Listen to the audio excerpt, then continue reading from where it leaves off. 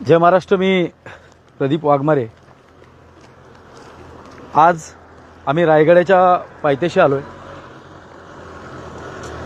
महाराष्ट्र नवनिर्माण सेनेचा हा 20वा वर्धापन दिवस आहे.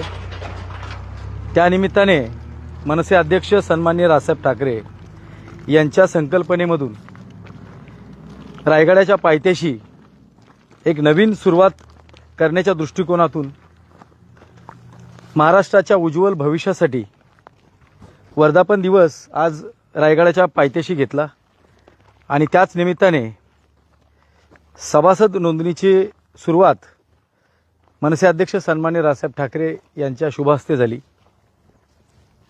जेव्हा आम्ही आमचा हा वर्धापन दिवस सोहळा संपवून मुंबईच्या परतीच्या प्रवासाला निघालो त्यावेळेस एक हा बोर्ड दिसला जो रायगडाच्या पायथ्याशी आहे. त्याच्यावर टेक डायव्हर्शन असं एक इंग्लिशमध्ये लिहिलेलं आहे आणि दुसरीकडे डायव्हर्जन इस तरफ है. इस तरफ है म्हणजे काय? इथे काय भैये येतात का? हा महाराष्ट्र आहे, हा शिवरायांचा महाराष्ट्र आहे.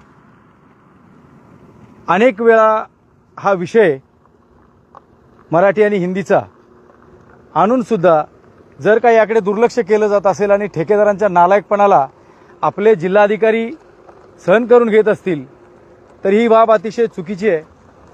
मी आजच्या या व्हिडिओच्या माध्यमातून रायगड जिल्ह्याचे जिल्हाधिकारी यांच्या निदर्शनास ही बाब आणून देतोय.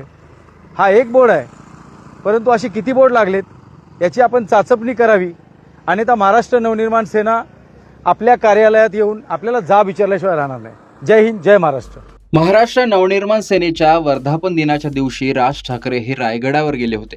तिथे त्यांनी छत्रपती शिवाजी महाराजांच्या समाधीचं दर्शन घेतलं आणि मनसेच्या सदस्य नोंदणी अभियानाला सुरुवात केली. त्यावेळी हा कार्यक्रम आटपून पुन्हा मुंबईकडे येत असताना काही मनसैनिकांना रायगडाच्या पायथ्याजवळ रस्त्याच्या कडेला असलेला हा बोर्ड दिसला. रस्त्याचं काम सुरू असल्याने पर्यायी रस्त्याची माहिती देणारा हा बोर्ड लावण्यात आला होता. त्यावर वळण घेण्याची माहिती इंग्रजी आणि हिंदीमध्ये लिहिली होती. त्यावरच मनसे पदाधिकारी प्रदीप वाघमारे यांनी आक्षेप घेतला आणि रायगडाच्या पायथ्याला असा हिंदीत बोर्ड पाहून थेट बोर्ड काढून टाकण्याचा जिल्हाधिकाऱ्यांनाच इशारा दिला.